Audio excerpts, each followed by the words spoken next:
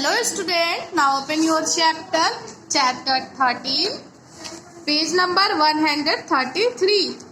Heading है Structure and Working of Human Ears, means मानव कान की संरचना और कार्य। स्टूडेंट, आप कान नामक संवेदी अंग के माध्यम से अपने परिवेश में ध्वनियां सुन सकते हैं। वायु के माध्यम से फैलने वाली ध्वनि जब आपके कान तक पहुंचती है तो आप उसे सुन पाते हैं। आइए हम मानव कान की संरचना का अध्ययन करें और समझें कि यह हमें ध्वनि सुनने में कैसे सक्षम बनाता है। यहाँ पर आप देखिए कान का फिगर बना हुआ है, डायग्राम बना हुआ है। स्टूडेंट, हमारे कान को 3 भागों में बांटा गया है, बाहरी कान, मध्य कान और भीतरी कान। फर्स्ट है आउटर ईयर, मीन्स बाहरी कान। स्टूडेंट, इसमें एक फ्लैप जैसी कार्टिलाजिनस संरचना होती है जिसे पिन्ना कहा जाता है, जो आपके चेहरे के प्रत्येक तरफ एक होती है। यह ध्वनि तरंगों को एकत्रित करता है। पिन्ना आगे कान नहर से जुड़ा होता है जिसके अंत में ईयर ड्रम मौजूद होता है। ईयर ड्रम एक खिंचाव वाली झिल्ली है जो बाहरी कान को मध्य कान से अलग करती है। Note on your page number 134। Point number 2, middle ear means मध्य कान। स्टूडेंट, इसमें 3 हड्डियों की एक श्रृंखला होती है, हथौड़ा, निहाई और रकाब। हथौड़ा कान के पर्दे से जुड़ा होता है और अंततरम हड्डी या रकाब भीतरी कान से जुड़ा होता है। इन 3 हड्डियों को उनके आकार के अनुसार नाम दिया गया है और सामूहिक रूप से ऑसिक्लेस कहलाते हैं। मध्य कान यूस्टेरियस ट्यूब के माध्यम से गले से जुड़ा होता है। पॉइंट नंबर 3 है इनर ईयर मीन्स आंतरिक कान। स्टूडेंट, भीतरी कान में अर्धवृत्ताकार नहरें होती हैं। कोक्ली एक सर्पिल कुंडलित ट्यूब है और घोंघे के खोल की तरह दिखता है। यह एक तरल पदार्थ से भरा होता है और इसके अंदर कई बाल कोशिकाएं होती हैं। रिसेप्टर्स संवेदी न्यूरॉन्स के माध्यम से श्रवण तंत्रिका को आवेग भेजते हैं जो आंतरिक कान को मस्तिष्क से जोड़ता है। निम्नलिखित प्रवाह चार्ट मानव कान के काम को दर्शाता है। यहाँ पर देखिए हमारे कान किस तरह से काम करते हैं उसको ये दर्शा रहा है ये चार्ट, इसको आप पढ़ लीजिएगा। ओके स्टूडेंट्स, नेक्स्ट टॉपिक है Audible and inaudible sound. Student, हमने सीखा है कि कंपन करने वाला पिंड ध्वनि उत्पन्न करता है, लेकिन जब आप अपने हाथ को आगे और पीछे कंपन करते हैं तो आपको कई आवाज नहीं सुनाई देती। क्यों? कारण यह है कि 20 हर्ट्ज से कम आवृत्ति मानव कान के लिए श्रव्य नहीं है। हमारे कान 20 हर्ट्ज से कम आवृत्ति वाली ध्वनि पर प्रतिक्रिया नहीं करते हैं। साथ ही 20,000 हर्ट्ज से अधिक की आवृत्ति को मनुष्य नहीं सुन सकते। 20 हर्ट्ज और 20,000 हर्ट्ज जिन्हें हम सुन सकते हैं श्रव्य ध्वनि कहलाती है। तो श्रव्य ध्वनि जिनकी आवृत्ति मानव कान की सीमा के बीच होती है 20 हर्ट्ज से 20,000 हर्ट्ज की होती है। 20 हर्ट्ज से कम आवृत्ति वाली अश्रव्य ध्वनि को इंफ्रासोनिक ध्वनि कहते हैं। फर्स्ट है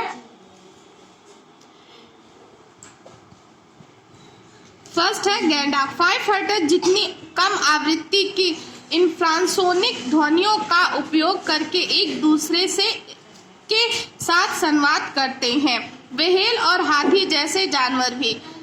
पॉइंट नंबर सेकेंड है, इंफ्रासोनिक ध्वनियां उत्पन्न करते हैं। थर्ड है, भूकंप मुख्य शॉक वेव से पहले कम आवृत्ति वाली इंफ्रासोनिक ध्वनियां उत्पन्न करते हैं। यह ध्वनि जब जानवर द्वारा सुनी जाती है तो वे सतर्क हो जाते हैं और वे असामान्य व्यवहार दिखाते हैं। स्टूडेंट, 20,000 हर्ट्ज से अधिक आवृत्ति वाली अश्रव्य ध्वनियां अल्ट्रासोनिक ध्वनियां कहलाती हैं। आप अल्ट्रासोनिक ध्वनियां भी नहीं सुन सकते हैं।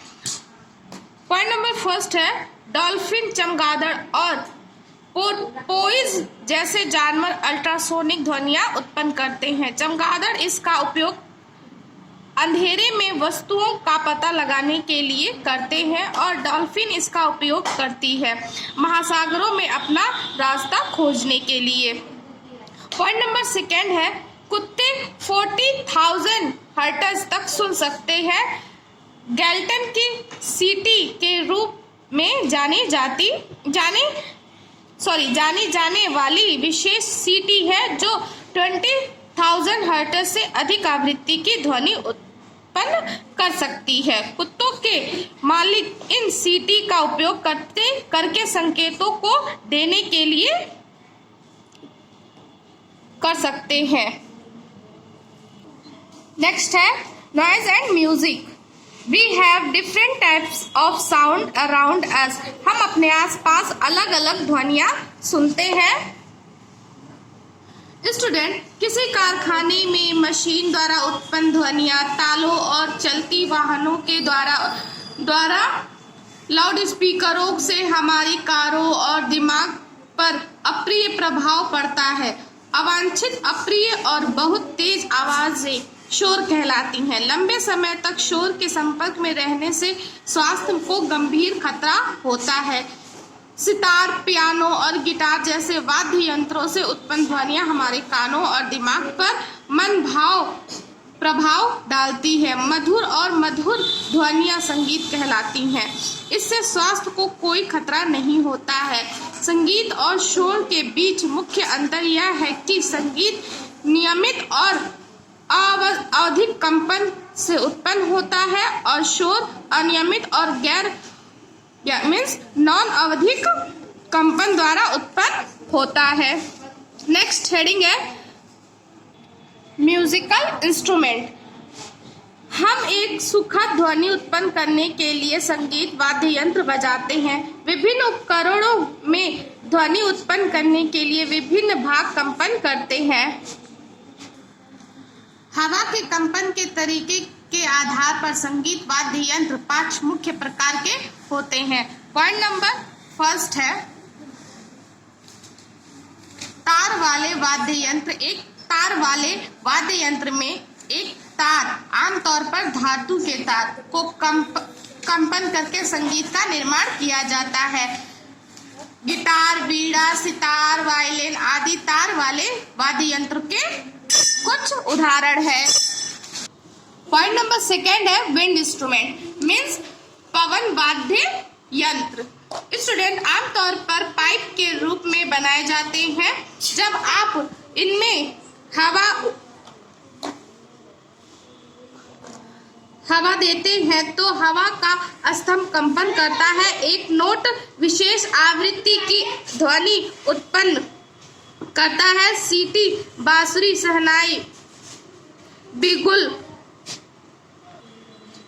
सैक्सोफोन, तुरही, नाद स्वरम आदि पवन संगीत वाद्य यंत्रों के कुछ उदाहरण है, जैसा कि आप यहाँ पर फिगर में देख सकते हैं।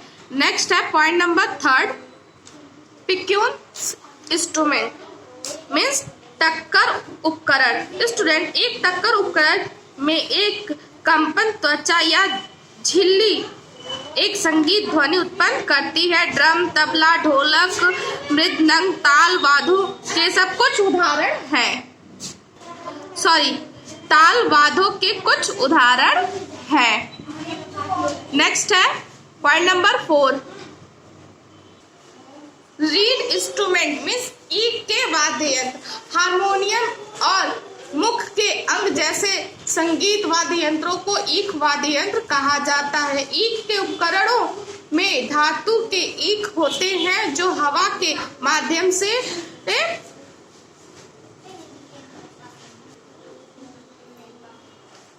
उजाड़े जाने पर ध्वनि उत्पन्न करते हैं। Not on your page number 136। Point number 5 है गाना वाद्य, मीन्स घना वाद्य संगीत। स्टूडेंट, वाद्य यंत्र जैसे मंजीरा, झांझ, जल तरंग, घाटम, मिट्टी का बर्तन और खरताल को केवल संगीतम ध्वनि उत्पन्न करने के लिए पीटा या मारा जाता है, जैसा कि आप यहाँ पर फिगर देख सकते हैं। नेक्स्ट है नॉइज पोल्यूशन, मीन्स ध्वनि प्रदूषण। स्टूडेंट, ध्वनि प्रदूषण किसी भी स्रोत से उत्पन्न होने वाले शोर या वातावरण में किसी भी प्रकार की परेशानी को ध्वनि प्रदूषण कहते हैं। लगभग 90 dB और इससे अधिक की ध्वनि जिसके लिए सुनी जाती है लंबे समय तक ध्वनि प्रदूषण का कारण बनती है।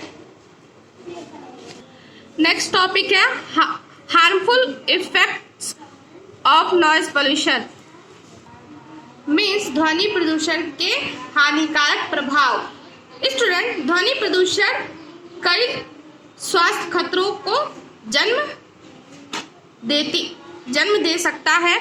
यहाँ पर पॉइंट्स में बताए गए हैं कि कौन कौन से खतरे होते हैं ध्वनि प्रदूषण से, आप इनको पढ़ लीजिएगा। नेक्स्ट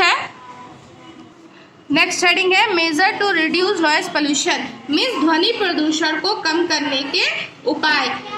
स्टूडेंट, शोर को नियंत्रित करने के लिए हमें शोर के स्रोत को नियंत्रित करना चाहिए। ध्वनि प्रदूषण को कम करने के लिए हमें निम्नलिखित उपाय करने चाहिए। यहाँ पर पॉइंट्स में ध्वनि प्रदूषण को कैसे रोका जा सकता है, उसे कैसे नियंत्रित कर सकते हैं, उसके बारे में यहाँ पर पॉइंट्स में दिए हुए हैं, तो स्टूडेंट्स को पढ़ लीजिएगा।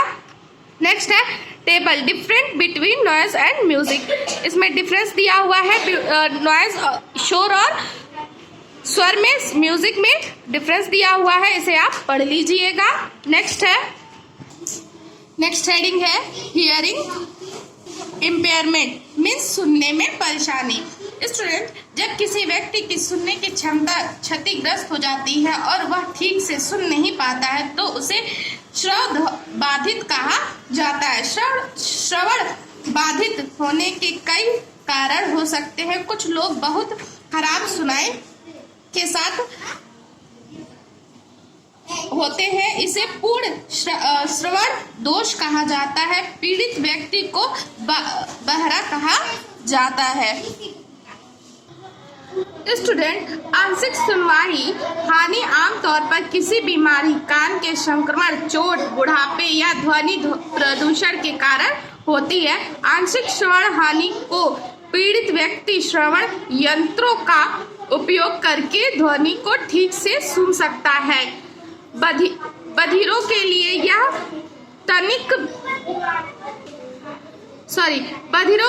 इन तकनीकी उपकरणों ने ऐसे व्यक्तियों के लिए अपने जीवन की गुणवत्ता में सुधार करना संभव बना दिया है।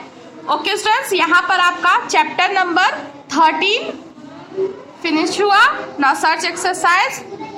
Thank you.